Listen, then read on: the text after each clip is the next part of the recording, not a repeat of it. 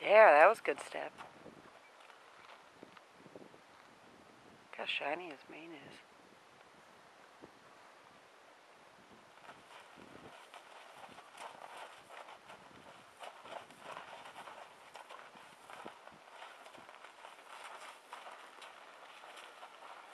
There he goes. Don't bring that towards me. Yeah, we did that a couple times yesterday.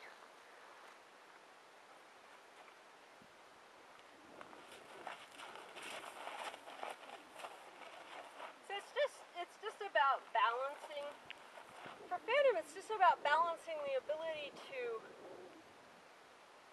whack him and pet him at just the right intervals, you know?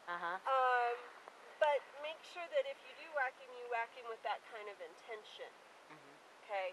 So that he's really crazy about being black and white, this guy.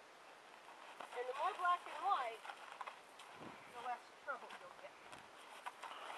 Yeah, so I can see that this is a real balance for the person, a real balance between getting in the sweet spot so that they go sideways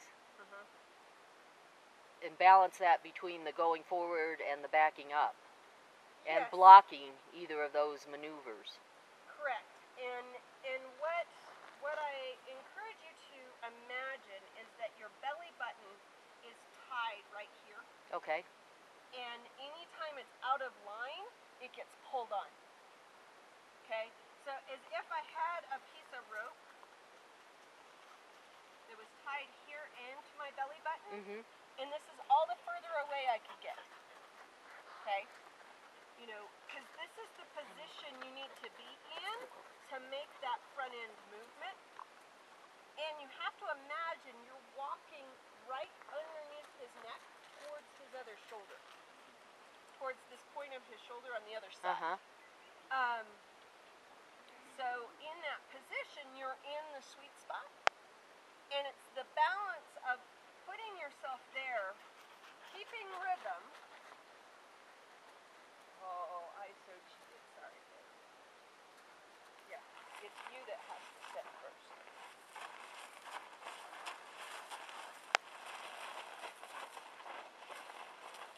Yeah, that was good. That if his butt is moving, it's because his shoulder isn't. Right. So you put more pressure on his shoulder, not on his head.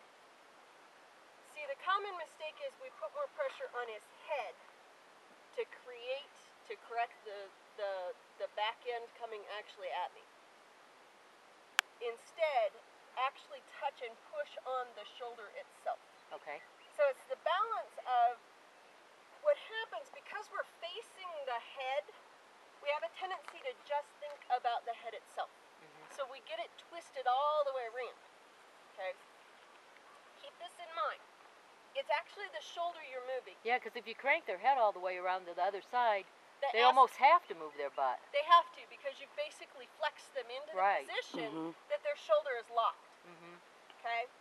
So when you're working on it, what I want you to concentrate more on, yes, your position is underneath the throat latch. Okay?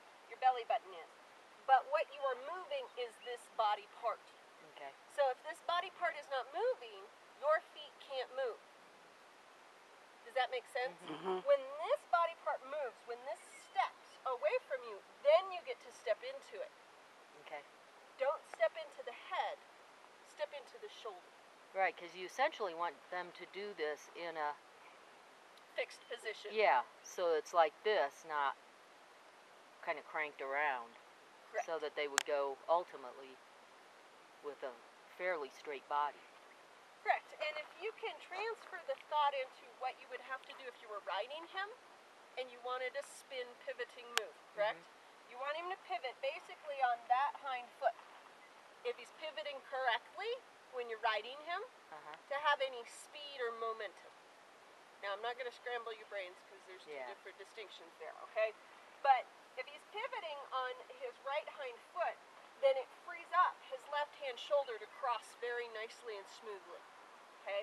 And if you're on his back, basically, you have to put a lot of, you have to put foot pressure here or here. depending upon his level of knowledge. To start out, you would start out here to exaggerate, and eventually you want the cue to be right here with your foot. The thing that that transfers both on the ground and in the saddle is the movement has to come from the shoulder. The head position has little to nothing to do with it. The head could actually be turned this way, as long as this shoulder is moving that way. Okay? So again, on the ground, when you're using your stick, concentrate more on the pressure being towards his shoulder than on his head.